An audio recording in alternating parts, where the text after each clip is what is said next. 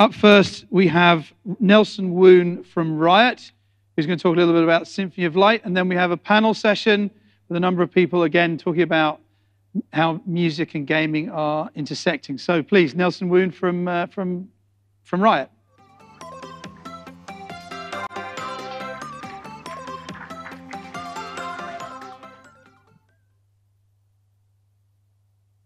Hello, testing one.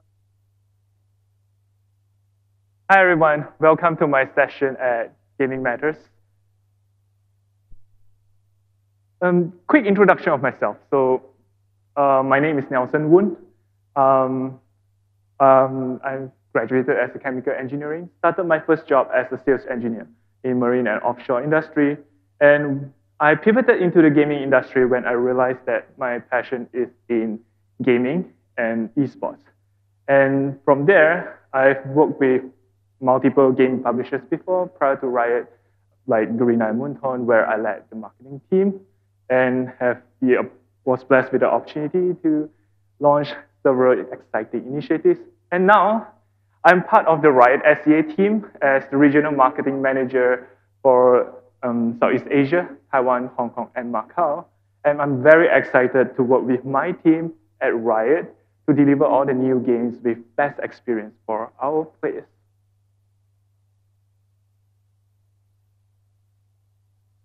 So, Riot aims to be the most player-focused company in the world, and this ethos drives everything that we do. So, we have been listening to player feedback, constantly engaging with the community, and remaining open and transparent to our players through our ups and downs. And this has really enabled us to continue to deliver strong and new experience that go beyond just gaming. And some examples of these are memorable events, partnership, and of course, music. And we finally put an S in Riot Games, in addition to our flagship title, League of Legends. Last year, Riot released a couple of new games, including Legends of Runeterra, Valorant, and Wild Rift. And to celebrate the launch of our titles, it is important for us to create hallmark moments in pop culture with a series of exciting initiatives to broaden our reach to just beyond just gaming audience. So, for example, for the launch of Wild Rift last year, open beta Wild Rift in SCA, we partnered with homegrown Singapore designer called Mr. Sabotage to create and produce limited edition customized sneakers that were gifted to select gaming partners in Southeast Asia as a celebration of and a nod of the synergy between fashion and gaming. Besides that, we also collaborated, also brought like piece of the game to real life, where we invited anyone who lived in Bangkok to get a taste of honey fruit, where honey fruit is an iconic and well-loved mystical fruit from the game itself. And this was achieved through activation of physical food cart at Tran Night Market Ratchada and also Siam Square, where we serve actual honey fruit from the game created by teams of chefs to our fans. And of course, not to miss out music. So for music-wise, we collaborated with up-and-coming artists from around the region to create 2 new songs called All In and 555.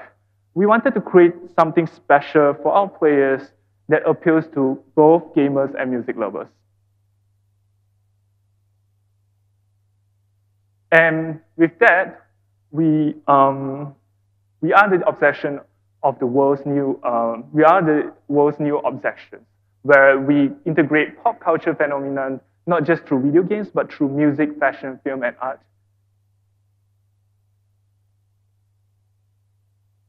And also, as part of this, we are going to release like a tons of like other exciting products that we have in our pipelines, including our upcoming series called Arcane at Netflix, which you can tune in the month of November. But besides that, we have also partnered with global brands like Uniqlo, and also we have released like series of comics with Marvel, which for our fans to engage with our games, not just through our games, but also through other pop cultures as well. So our music activations have been incredibly exciting. And I would like to use this opportunity to share with you about a musical project that is very close to my heart, the Symphony of Life. So the Symphony of Life was a part of our first multi-game campaign called the Sentinels of Light, which features an orchestral music experience, which we partner with Fuse and Metropolitan Festival Orchestra to produce. And the campaign was run earlier this July to August. All players across all Riot's titles were offered a thematically linked experiences where everyone can join regardless of which game they play. And to deliver the best player experience to our Southeast Asian fans and help them to understand the story of the Sentinels in a way that feels distinctively and exclusively Southeast Asia, we created a rendition of the iconic Sentinels of Light soundtrack played in traditional Southeast Asia instruments. And players and fans were invited to experience the Scourge of Ruination, the Fever of Battle, and celebrate in hope of Sentinels in an exclusive visual and audio spectacular. And this is a nod to the convergence of music and video games, even in Southeast Asia. And for that, the Symphony of Light was premiered, as you can see here, on 31st of July with great success. And without further ado, let's take a look at the Symphonies of Light team. I'll need the team to play the video now.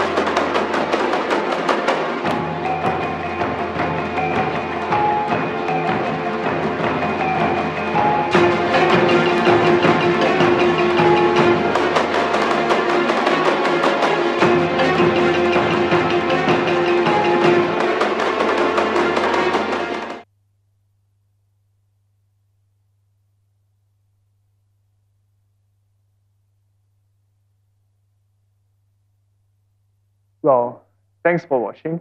So the Symphony of Light is a great example of how Riot pushes the traditional boundaries of music, interactive experiences, games, art, creativity, just for the sake of our players. We are determined to continue to create interesting and creative ways for our players to interact with our games, and because they are at the center of everything we do. And for most of us here, we grew up with games, and it's part of our lifestyle and culture. Music plays a big role in how our experience with video games, and when you combine that with the technology of games and also technology, we can open up endless possibility and create something real truly creative. And with that, we are seeing some of that happen right now, but we expect that to continue to evolve as there is an increase in interest. And thanks again, everyone, for your time. And we at Riot are thrilled to continue to chat with anyone who are interested to learn more about our music efforts. And of course, if you want to be a part of it. And I hope that you enjoy the rest of today's session and also the upcoming panel where we'll discuss about music and esports. Thanks, everyone.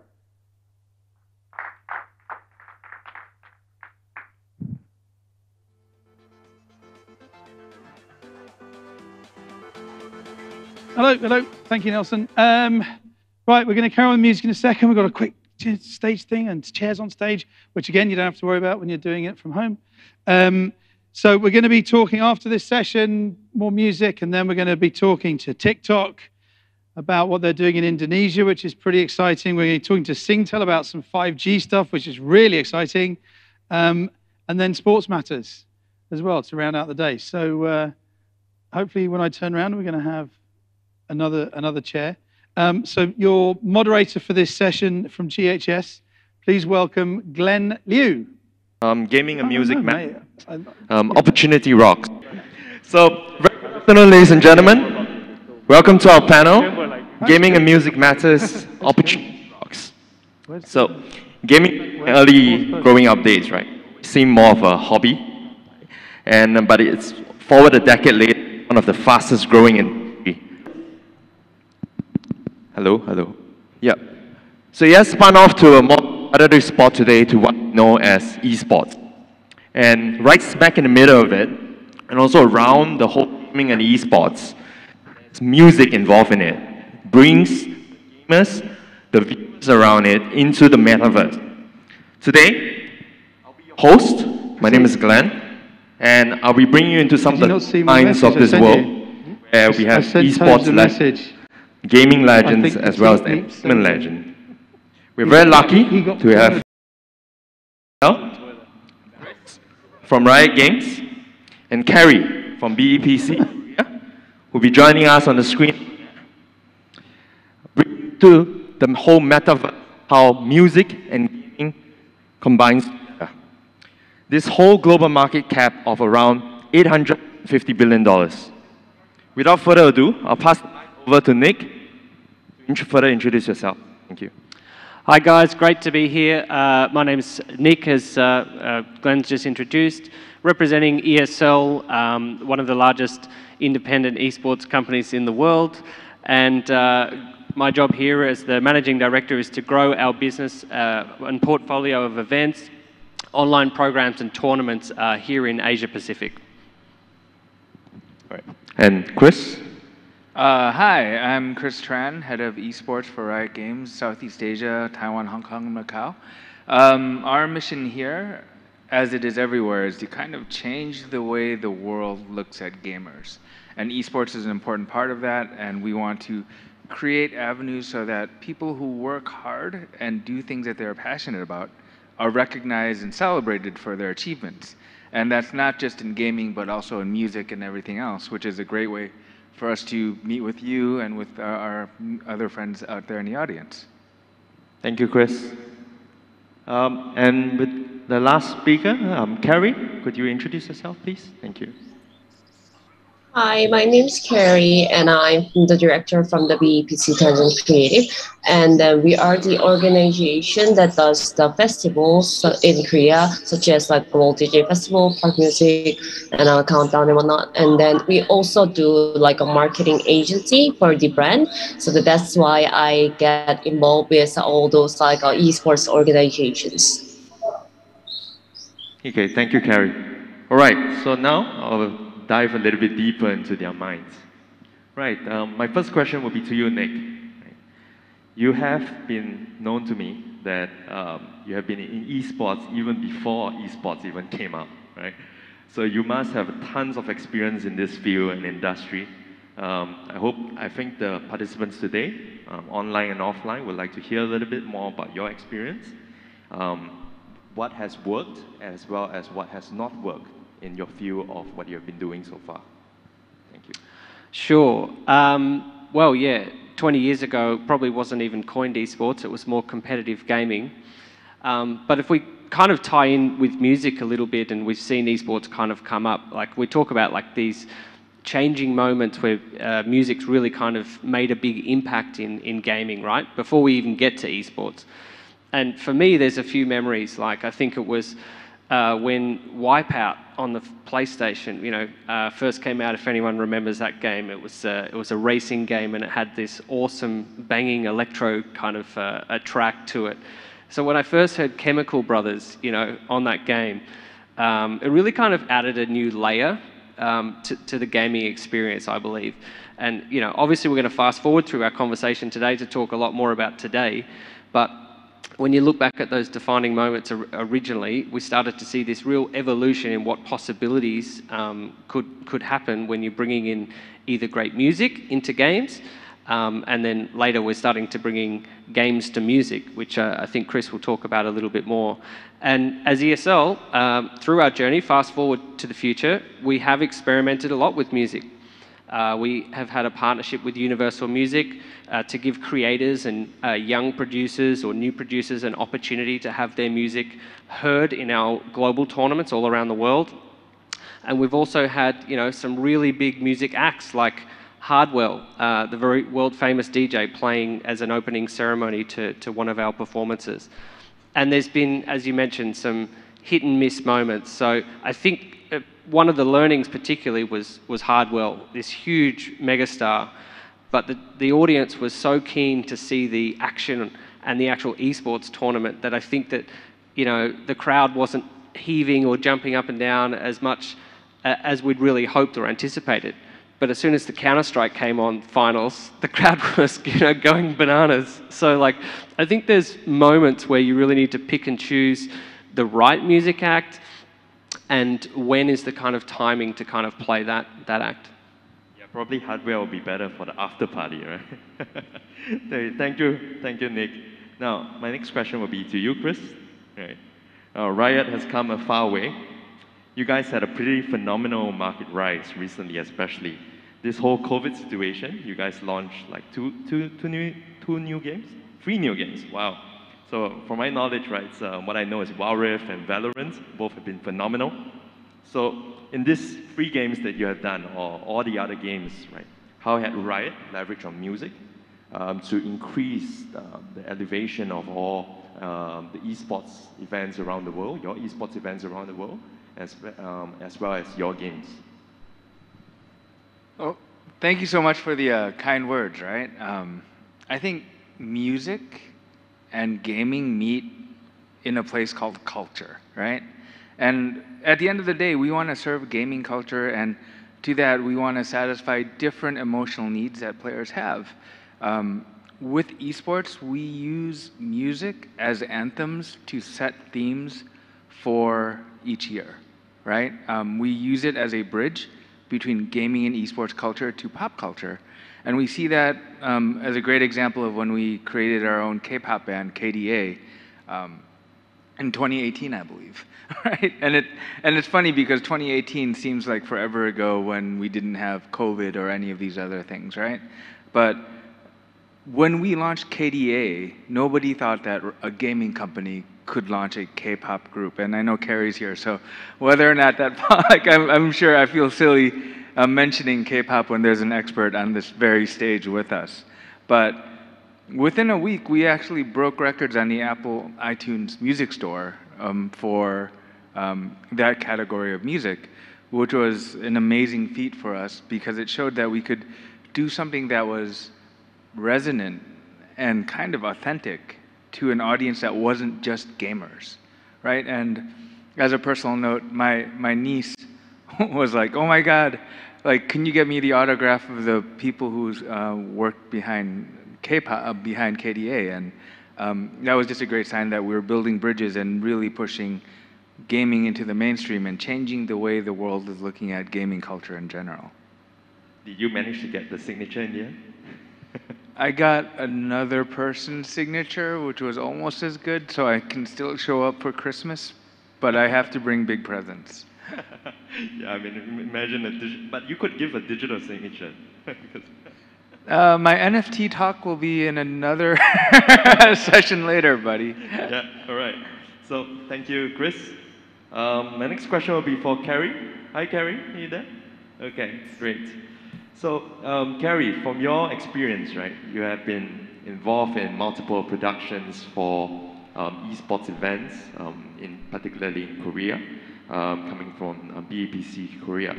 So, with all this huge rise of esports events booming all around the world and where you are, there's a lot of entertainment, music integrated with it. How is your company, as one of the leading entertainment firm in Korea, is keeping up with the trends, and how would you determine success with music integration into the esports events?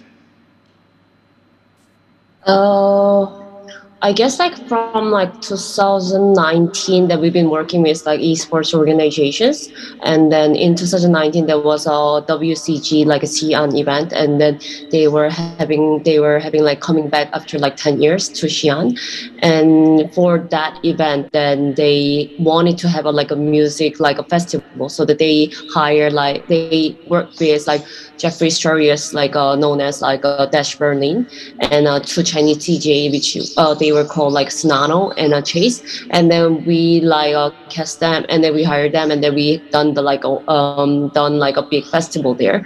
And then after that, like another like other like esports companies has been like contacted us, and then having like asked us to do like either festival or make music together, so that like the as a Riot person mentioned that like we work with like PGIS, and then for that we work with Ali, and then we made a theme song and for the players, and then it also got ranked in Korean streaming sites, and then we also use like a bit of like a technology like AR technology, so that like it's not gonna be just music and gaming separately. So we will use like technology to help the both like audience get satisfied with our performances.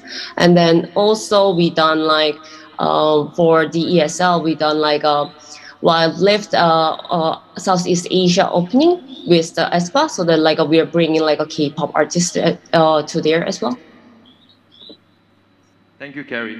Yeah, that I saw that video actually regarding the PUBG one. I think that was quite that was very creative, and how you mix culture as well and bring in technology, everything involved. Which thank you very much, Carrie, for sharing. Now which brings me back to you, Nick. Right. So with what Carrie shared about how music is integrated with all these esports events, I do also know that quite a few gamers are actually musicians themselves.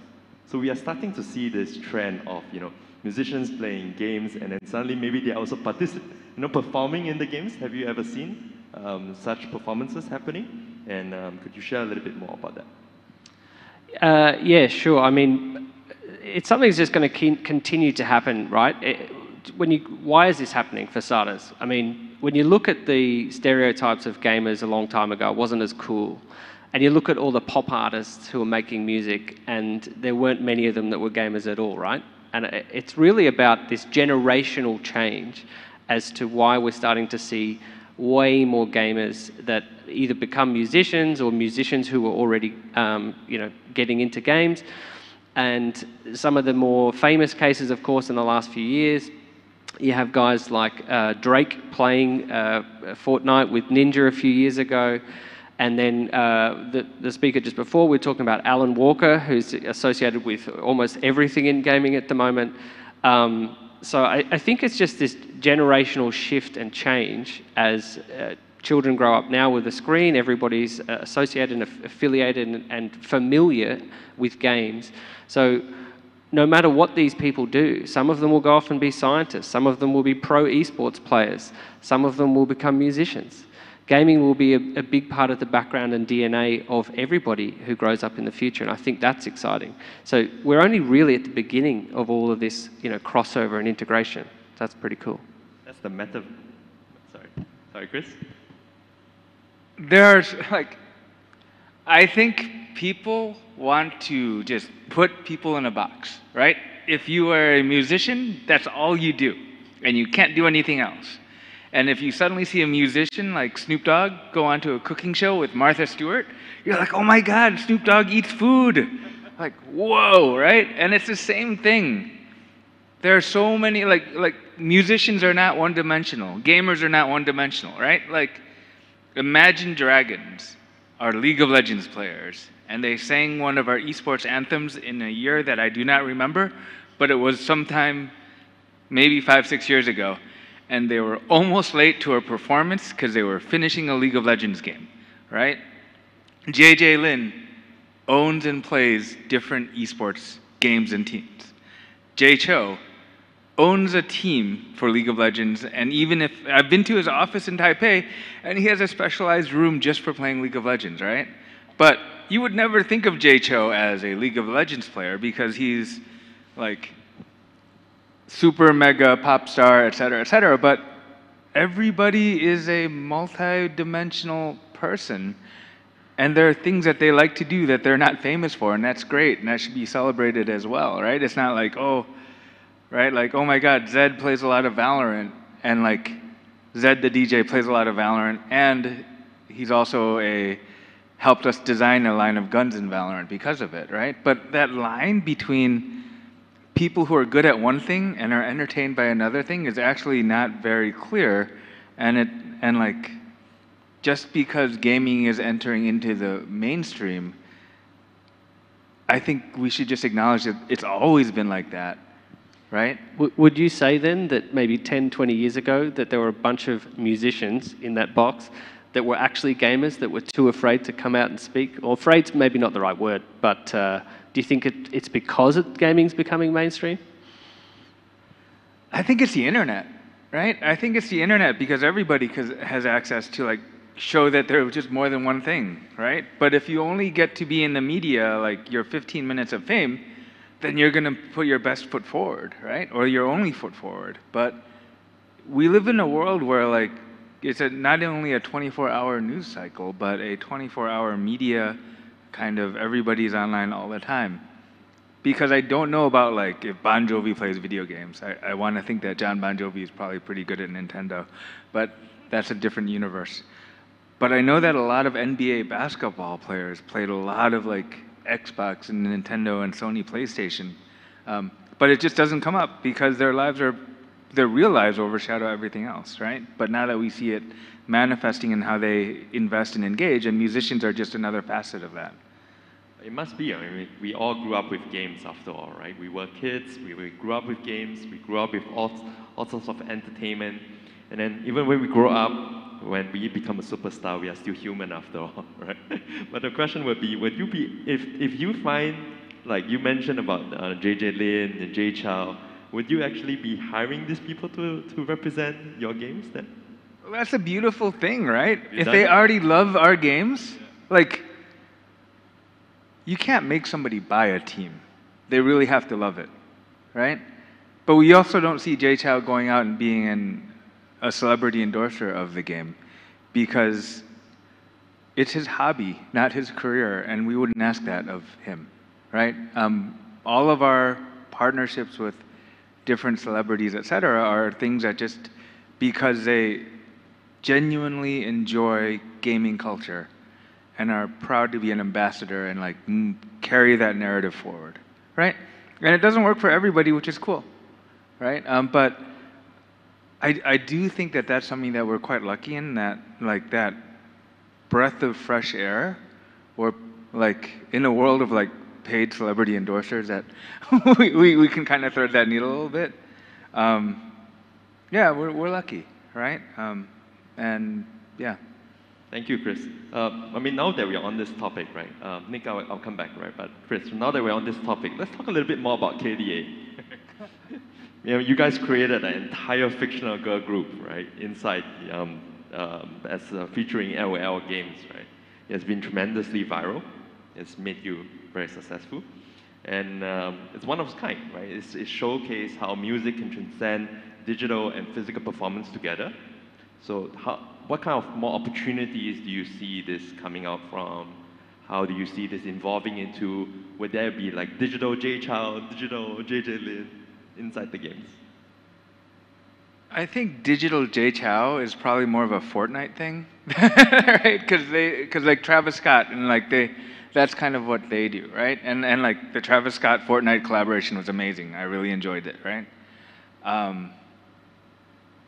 I want to say that with regards to digital characters with like real like musical like talent or performances, Gorillaz did it first, right? And Gorillaz didn't have a video game. It was just like some really talented music producers and performers that wanted to create a new collaboration. And KDA and Pentakill and True Damage, which are like our heavy metal group, and our like hip hop group are just next steps that has just been paved away as the world, as the, like the physical world and the virtual world and the gaming world continue to evolve, right? And it's just a factor of how analog is moving to digital in all things. Thank you, Chris. Now, Carrie, so you heard all the legends of the esports and the gaming talked about, all these digital girl groups as well as the live idols. So, you understand that, in the esports and gaming world, there's a wide audience of different age group, from below 10 years old all the way up to even, I heard, even above 80 years old playing games. So how would you, as an entertainment company, determine what type of music to play in the different types of esports events that will make it age appropriate for them? I guess like a few years back, it was always like EDM for the music for like a esports music, because I think it's because of the dynamic of it, dynamic of the game. But because the gaming gets been exposed to the younger generation, it's been more like they're familiar with like K-pop or like just pop culture itself. So they're like nowadays like we are pitching more of the K-pop artists for the like esports organization. So that's what we are like our strategy for it. Thank you, Carrie. Now, what about you, Nick, right? You organize a lot of esports events all around the world. How do you ensure that it is, the right, most appropriate for the audiences when you organize these events? Yeah, I mean, there's one thing about like age appropriateness too, but just going back to being a music fan, right? Not everybody's into hip hop, not everybody's into rock music or, K-pop groups even. So you can't really put all esports audiences into the same bucket. So it can be quite difficult. And even then again, like if you're a fan of Counter-Strike or League of Legends, doesn't mean you have the same music taste. So there becomes this, it is difficult to try and find the right recipe or what is the right artist to introduce to certain groups at different times. So for us, I think it's just about a lot of experimenting, learning, as I said earlier, and then we work a lot with up-and-coming artists through the Enter Records partnership I mentioned earlier. So just giving an opportunity to different kinds of music at different situations. So particularly the big things for us that we love to experiment with are the opening ceremonies, the big lighting shows, and having something, it can be ethereal, orchestral, and really evoke emotion. So I think we always try and think more about the situation that the certain music plays within an event or a broadcast and what's happening during a tournament or in the lead up to that tournament when we think about a music selection. Could you share some examples of, very successful music integration with some of your esports events? You mentioned about failure. You mentioned about a blip, right? Hardware. What about success? By the way, I don't think it wasn't necessarily a failure, but definitely a learning. Sorry, but that's why I changed the name. That's why I changed the word. That's okay. So I think, we're quite proud of some of the more orchestral pieces that we've done as opening ceremonies to our landmark event in Katowice in Poland. And again, these aren't always necessarily AAA stars or what have you, but it's about setting that theme and that emotion. Similarly, in Cologne, at another event we've had. And remember that ESL also works together in partnership with publishers. So one of my best memories or fondest memories personally is working together with Riot in Australia to run the Oceanic Pro League finals. And we had helped them basically choreograph and design this opening sequence with this character called DJ Sona. And the DJ had actually remixed some of the song that comes together with her character, and we'd created this set piece off to the side of the esports stage with this special DJ set for her that was mimicked what was in the game, and we did what's known as a kabuki drop.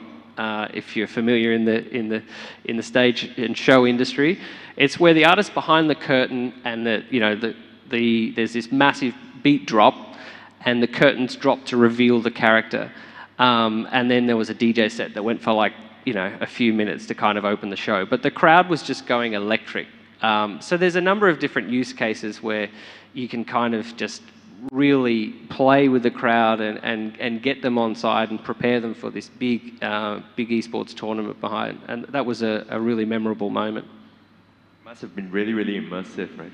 Is this what we call I think it's the beginning of what the metaverse would be, right? Which brings me to Chris, right? Chris. So, Riot Game is almost everything, right? You guys are a publisher, you guys are esports event organizer, you guys even create your own music, right? So, in other words, now the most popular term where everybody is all talking about metaverse this, metaverse that, metaverse everything. How would you determine what exactly is metaverse? And how would music actually integrate with it? Pass. I mean, the metaverse is such a big concept, right? And at the end of the day, Riot, we're just happy being a game company. But like, our overall mission is to be the most player-focused company in the world, which means that we have to serve players to the best of our ability, which means not just games, but stories, and which is why we're releasing our first TV show soon. You know, and why we do our music collaborations, and why we work with Marvel on comics, etc. And will that end up in Riot becoming part of the metaverse? Maybe. But right now we have enough things going on that, like, we're really working hard to be worthy of the trust and the time that players invest with us, right? And so thinking, if that leads to a metaverse kind of idea, great. If it doesn't, great. The most important thing for us is to make great games, to make great music that supplements and makes that game playing experience better, to extend the emotional investments that they have in our games into stories that will cross cultures, right? Those are the general ideas and missions that Riot has, and metaverse is a tool, maybe, to help accomplish those greater goals. But right now, I think it's too premature for especially me to speak on Riot's behalf, but for Riot to actually have a firm opinion on something that is intangible. Thank you, Chris. I think that was very insightful. Carrie. Hello, Carrie. Is Carrie still there? Okay. Hi, Carrie. Yes. So you see, now there's this whole virtual and physical seminars going on right now all over the world due to COVID. In your experience right now, how was this whole transitioning happening where you still had to organize a lot of esports events, bring all sorts of performance, and in the last 2 years, could you share some examples of some esports events that you did virtually that went really successful and some that probably were not as successful? Thank you. Past 2 years, we weren't able to organize like a mega events like what we used to do, but like we done like opening ceremonies, and so and then there was going online, and others that what we are doing is not only for the esports but for our festivals, we change everything into like online so that people can just watch it on their house through like a streaming like this. So and when the COVID got better, that we were planning for like a hybrid event, like having some people there and then having some people online. But because our situation is not that great, so that we only had like an online event experience for like past 2 years. So I'm really, really hoping that after this year, maybe like after this month, maybe that everything get better and that we can go back to our like old days, that having back to esports and then having back to like festival back and with the audience. Thank you. What about some of the challenges that you face, while putting all these things together? Because this huge transition from, in the past where everybody were all in physical events, and you can feel the music, you can feel the aura and energy. How can one relate to that in the virtual environment? For that, we are trying really, really hard to make like people feel like they are actually there with all those like advanced technology like AR, XR, whatnot, so that like we have a dimensional like camera setup so that like people can actually see not only from the screen but like around the viewing around the like a stage or even the backstage as well. But it's not the same though. It's even though we try really hard to make the people feel like they're actually there. Thank you, Carrie. I think I'll pose that question to you too as well, Nick. Right? In this whole transitional phase, how did ESL actually, went ahead, overcome the challenges, and still create, phenomenal events around the world? Yeah, well, I mean, a little bit less on music first. I'll just touch on like just us as a content creator, right? Like, so we relied heavily as a company, or we're known for, these big live events around the world. But we've always been a digital first, tournament first, online business. So we actually just went back to what we were doing, but from a broadcast perspective, we really had to create more visually appealing virtual sets and studios, similar to what Carrie was saying, a lot more continued XR, augmented reality kind of pieces coming into our sets, putting in the camera feeds of people at home because they can't even get to the studios in lockdown. So it was a broadcast question first, like how do we continue to entertain our audiences? Of course, there's the core sport, right, of watching the matches. But outside of the matches, what do we do to enhance that viewer experience? And then when it comes to layering in music, I think the best, most recent example, we've worked together with Chris and Carrie on the Esper performance as an opening ceremony to the Sea Championships tournament, where the artists were in Korea. We'd shot that all in a really exciting way, custom specifically for the tournament, and that was this huge opening act and a big reveal, which had a heap of engagements across the platform to really showcase what we were trying to do. That's amazing. Thank you, Nick. What about you, Chris? How has it been going on for you for Riot Games during this COVID situation? What Nick said. No. I think it's, like I'm lucky to share a stage with like some really smart people, right? And what Carrie and Nick have said are things that we also work together with them in trying to extend the experience, because there's very little you can do digitally that can replace like the energy of like 10,000 people screaming at the same time, right? I mean, at home it's me and my cat. My cat is a good screamer. But, it's just not the same, right? How we have tried to improve the online experiences, like, as Riot, to make our broadcasts more cinematic in tone, right? And when I say that, it's like, when you watch a Marvel movie in the theater, you get a lot of that same kind of experience and feeling when you watch it at home, right? How we execute that is for our world championships, we build XR stadiums, right? And using the XR technology, which is something that we learned about through The Mandalorian, which Disney used to project other world and make larger than life stages that cannot exist if you go there in person because too many special effects. But when you watch it on a computer screen or a widescreen TV, then it helps transport you a little bit into a different world, right? Like I said, it is a runner-up to the experience of having 10, 20,000 people screaming around you at the same time. But we live in the world that we have to live in, not the world that we want to live in sometimes. I think another thing that other companies have done, and I think this speaks a lot to what Carrie mentioned, is that if you have agency in the viewing experience, that helps transport you into another world as well. So the ability to walk around a set, similar to how you behave in a video game, right?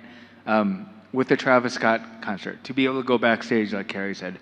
These are other things that people cannot do when they're in person that help level up and really make a online esports or music event genuinely special, right? But we're 2 years into this thing, right? And hopefully we're in our last year of this thing, but like we've been nudged and pushed into learning new ways to do old things, and those new ways are leading us into new creative and innovative ways to share experiences, because if we have a live event, the maximum number of people we can put into a live event is what, 60,000 people?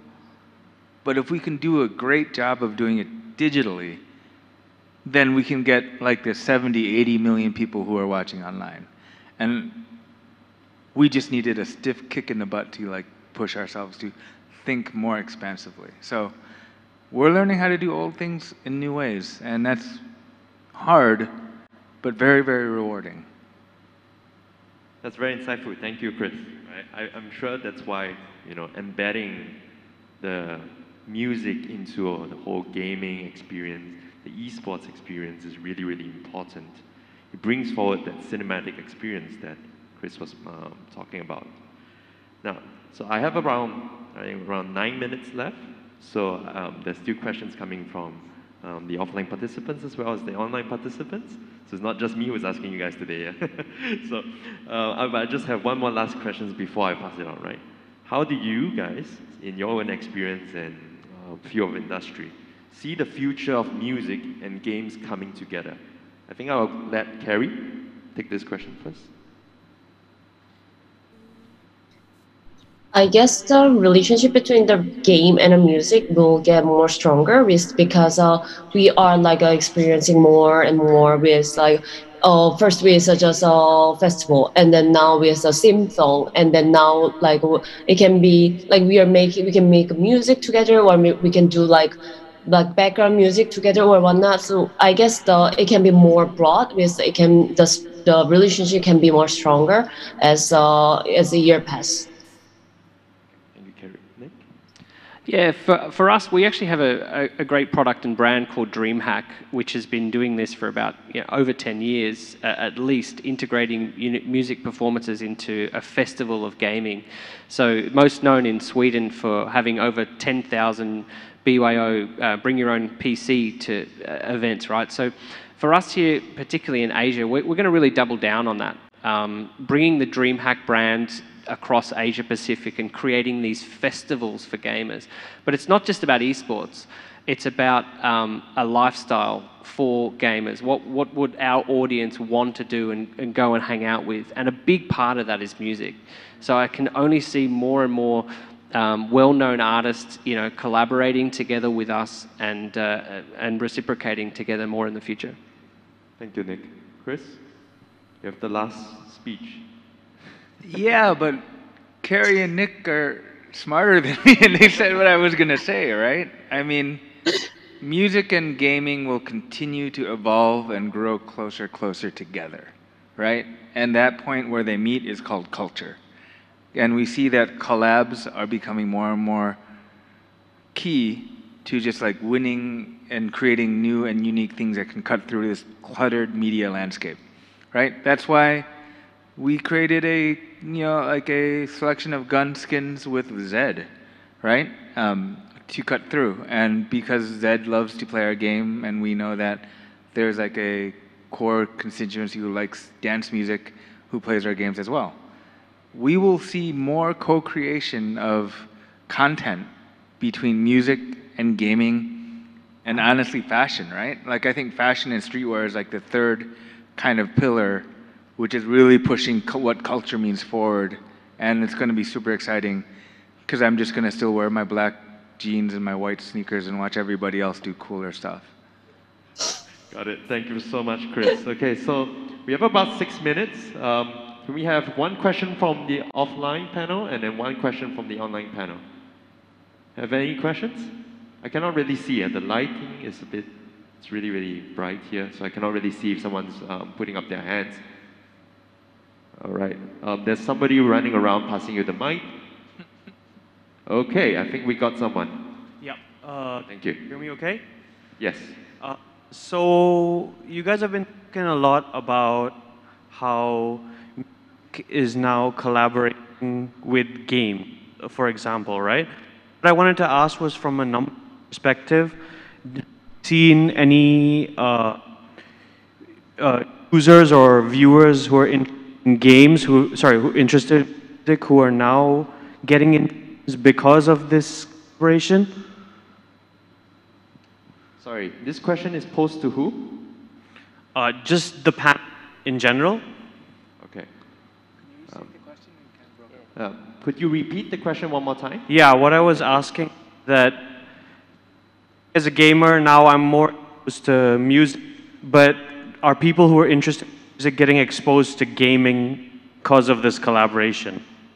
Hmm. I think what he's asking is, because of the collaboration, people are getting more and more exposed to it, and then they will start joining the gaming, they start joining esports. Did I get that right? Yeah, so Okay. music interest moving to gaming. That's what we talk about, musicians going into gaming and everything. Chris, maybe? The answer is there's probably some, but I don't think that's why we're in music, right? At least at Riot, we're into music because we know gamers love music and we want gamers to be happier. And so we just want to continue creating more music for them to enjoy so that they can extend their emotional journey with our IP and with our experiences. And of course, if we do the job well, there will be some music fans that want to try our game, and we celebrate that. But in a very genuine way, that's not the goal of our music. Our music is not a marketing ploy to bring music fans to gaming, right? In fact, on the flip side, one of our global partners is Spotify, so that we can help our gamers get access more to the music they love.